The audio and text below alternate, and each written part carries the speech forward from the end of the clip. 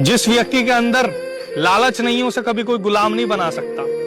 किसी भी चीज के लिए मेरे अंदर लालच नहीं होना चाहिए। मैं जो भी काम करूं अपनी खुशी के लिए करूं, आजादी के साथ करूं। किसी से मोहब्बत करूं तो लालच ना हो कि रिटर्न में मुझे कुछ चाहिए होगा।